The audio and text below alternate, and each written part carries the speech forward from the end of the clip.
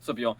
So if you're new to the gym, you want to learn how to build some muscle, build some size and some strength, and you found the right video, as a beginner, you're probably on the internet searching for the right things to do, and it's overwhelming because there's a ton of information on the internet. There's a lot of really bad information, a lot of stuff gets put out here on YouTube and on other social media platforms, and there's a lot of advice that you're going to run into that's very well-meaning, but is not going to apply to you watching this video for a multitude of reasons. All right, it could be that it's just flat out bad information. It comes from someone who maybe they use steroids, they don't really know how to train as a natural lifter. Maybe it's good information and it's well-meaning, but it just doesn't apply to you right now as a beginner. So in this video, I'm going to cover everything you need to know on how to build muscle, how to get stronger. We're going to talk about diet, protein intake, things like that. So without further ado, let's get started.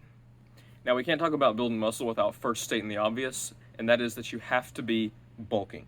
Bulking is the act of being in a calorie surplus for the purpose of building muscle. So whatever calories you eat in a day to maintain your body weight, you need to add 200 to 300 calories to that number, okay? Now, this is not a dirty bulk where you're going to eat as much food as humanly possible and just keep stuff in your face so that you gain weight, okay? That's not the goal here. Yes, that will help you build muscle and you'll get a lot stronger, but you're also going to put on a lot of unnecessary body fat. But if you go with a smaller calorie surplus of about 200 to 300 calories, you're going to see the scale move up to, you should be aiming for about 2 pounds per month, okay? A little over half a pound a week. Some of you probably have heard of this before, known as clean bulking. It's all bulking, right? You're just gaining weight so that you can build muscle mass, because you have to be able to gain weight in order to create that mass. You have to build new tissue on your body, and that's hard to do, and you can't do that just eating at your maintenance calories. All right, I'm sure a lot of you probably thinking that you have some fat that you want to lose and you don't want to get too fat. You don't need to worry about that right now, especially if you're a beginner, because building muscle is going to do way more for your physique right now than worrying about losing some fat. Okay, now if you're overweight, then I get it. You should be trying to lose some weight first. But if you're at a normal body weight and you just want to kind of get in some better shape, a lot of you are probably starting off at what's known as skinny fat, where you got like string bean arms, but you're also, you're kind of flabby in different places. The main thing you need to focus on right now is building muscle, because building that muscle, that's going to transform your physique. It's going to do wonders for you. You're going to look way better if you add on 10, 15, 20 pounds of muscle than you would if you lost like 10 pounds of fat. I promise you, you have to be in a calorie surplus right now as a beginner. You can always trim the fat off later. It's going to be way easier to lose that fat after that muscle is built, because once you build the muscle, that muscle is going to stick around even whenever you're cutting or going through a fat loss phase. And the fat that you do accumulate, even on a smaller, clean bulk, it's going to be way less compared to that of a dirty bulk, and it's going to be a lot easier to get off once the muscle is built. Okay, now that we got diet out of the way, let's talk about the fun stuff, okay? Now we're going to talk about the training. So what you need to do right now as a beginner is you need to focus on getting stronger on exercises that allow you to train basic human movement patterns, okay? So there's 6 basic human movement patterns that you want to train right now, okay? You have horizontal pressing, okay? So you're pressing resistance away from your body. Then you have the opposite, which is horizontal pulling, where you're pulling the resistance towards your body.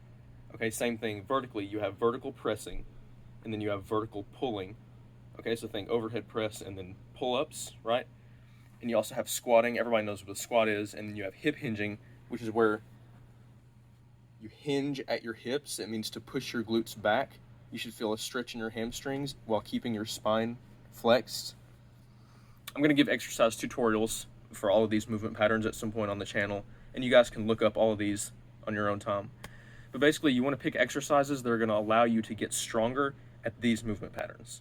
So for each of these movement patterns, I want you to pick 1 to 2 basic exercises, okay, simple exercises that are going to lend themselves to having a lot of room for progressive overload, which basically just means that you're getting stronger, you're able to perform better than you were before over time. So, for example, for horizontal press, you have the bench press. That means over time that you get your bench press stronger while maintaining proper form and technique. Okay, you want to do that for all of your exercises that you choose. And don't worry so much right now about trying to find the perfect exercises or trying to figure out what you should be doing, okay? Because at the end of this video, I'm going to put up a screenshot of a basic beginner template that you can follow and you can do 3 times per week at the gym. It's going to have all the exercises, the sets and reps, and everything laid out for you. I'm going to make it simple for you guys. All right, the reason that we're picking these exercises, all right, these exercises that train the basic human movement patterns, they're called compound exercises because they use multiple muscle groups together at the same time, right? So for the bench press, you've got your pectoral muscles, your triceps, your shoulders, All of these work together to get the bar off of your chest, right? So same thing for squatting, deadlifts for the hip hinge. You've got overhead pressing, you've got shoulders, triceps, upper back, right? You have all these different muscle groups that interact together, okay? They lend themselves to lots of room for progressive overload, okay? Progressive overload is what you need to focus on. You need to focus on adding weight to the bar. You need to focus on being able to do more reps with the same weight that you used and maintaining your technique and your form as you're doing so, all right? So you don't want to get stronger at the expense of technique, because at that point you didn't really get stronger, right? So you need to make sure that your technique stays solid and you can add some more reps and you can add some more weight. The majority of your training right now needs to be focused on these compound exercises, right? As a beginner, you can probably add a lot of weight to the bar really fast and you can probably get in a lot more reps than you got last time. You'll be able to have a lot of progressive overload really fast, right? It's called noob gains. I don't know if you guys have heard that term before, but it basically means you start going to the gym, you stay consistent, you're going to see a lot of results, you're going to be getting a lot stronger pretty fast, all right? It doesn't last, but you need to be able to take advantage of that as you're going to the gym right now, okay? And the compound exercises are going to allow you to do that because your muscles are all working together to lift the weight so that you'll be able to produce a lot of force and lift more weight very quickly. And if you're using smaller exercises, the smaller exercises like biceps curls or chest flies, tricep pushdowns, these things are called isolation exercises because they focus on a specific muscle group. Those are great exercises too. And I'm not a fan of programs like starting strength or strong lifts. They're kind of minimalist programs. They don't really pay attention to isolation lifts like that. I don't think you should put any less of a priority on your isolation exercises, but if you're going to have to choose, then you want to focus on the compounded movements first. All right? But don't neglect things like biceps curls or tricep pushdowns or anything like that, because you want to be able to build big arms. You want to be able to focus on specific muscles so that you don't get overuse injuries and you don't get inflammation. You don't have problems because you're staying with these movements that are going to get stale over time and you're only focusing on just a handful of basic lifts. All of this is just to say, you want to be able to get a lot stronger over time, but you don't want to ignore focusing on each muscle, right? A lot of you want to get stronger, and there's a lot of strong lifts and starting strength. They all have this kind of narrative that you just need to get stronger, you just need to add weight to the bar, and you'll build a really big, strong physique. Now, these programs aren't necessarily about physique, but they also kind of talk about people who do their program and then they get the results they want, and they weren't doing it before because they were training like bodybuilders. I think that's the wrong approach. I think that you should be focusing on muscles, and there's nothing wrong with bodybuilding style training where you're doing different kind of techniques and you're focusing on each muscle group. So you need to get stronger at whatever you're doing, okay? So you do need to get stronger at your basic lifts, right? Your squats, your bench press, your deadlift, but you also need to get stronger at your biceps curls. You need to get stronger at your flies. You need to be getting stronger at all of it. You're going to have trouble building a well-rounded physique, which is what most of you want, right? Most of you watching this video, you want to build a well-rounded, strong, athletic, fit, good-looking physique, right? So you don't want to neglect any muscle groups. You don't want to shy away from exercises because you think you only need compound movements. So I'm not about minimalist training. That being said, I also don't want you to follow a program that's got so many different exercises in it. I don't like programs that just kind of throw a lot of complicated exercises at you that are harder to learn than the basics. I also don't want you to be program hopping or doing so many exercises at once that it's hard for you to focus, right? So you need to find that middle ground. Like I said, 1 to 2 basic exercises, and I'm going to put up the screenshot of the program at the end of this video. So hopefully that'll help you guys, and you won't be having to worry too much about focusing on a variety of exercises that you don't understand. And it's also not going to put you in this dogmatic kind of box where you're stuck with only a handful of exercises. Okay, now that I got all that rambling out of the way, let's talk about the actual exercises themselves. All right, so we'll talk about the movement patterns. So I gave the example of the bench press for the horizontal press, right? That's perfect. You've got your bench press, right? You have the bar, you unrack it, bring it down, pause on your chest. I'm going to upload tutorials for all these exercises at some point, guys, so I'm not going to go too much into depth about them here. Everybody knows what the bench press is, right? You watching this video, you know what the bench is.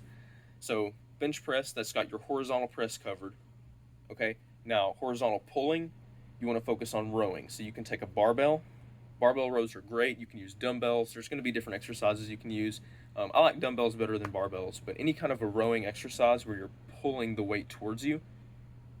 All right, and then if you're vertical pressing, you've got overhead pressing with a barbell, right? You can use dumbbells for that as well.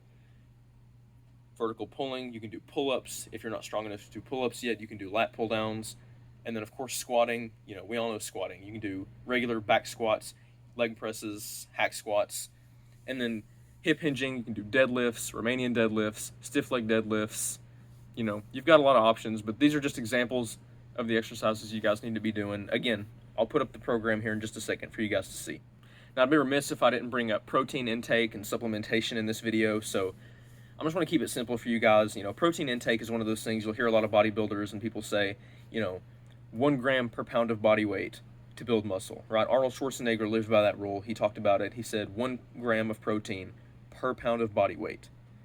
All right, and you know, there's research that shows really what you need is about, this is going to be the basic guideline that I think most people should follow, and I think you'll be perfectly fine. You don't need to really obsess about the specific number.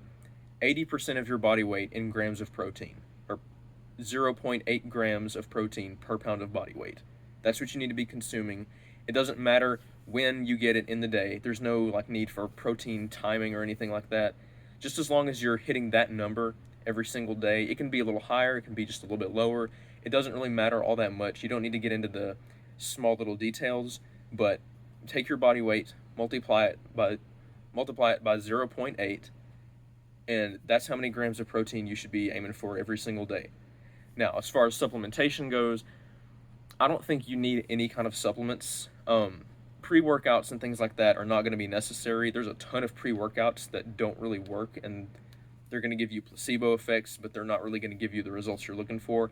I think most beginners, honestly, should focus more on just adopting a better lifestyle and improving their sleep and their diet, hydration, stress levels, and things like that. And that's going to do a lot more for you than any kind of pre-workout or supplement or anything like that. Protein powders, protein bars, they don't give you anything special that you couldn't get from food. But I understand, obviously, it's going to be convenient sometimes to just drink a protein shake or snack on a protein bar. So if you guys want to do something like that, that's totally fine.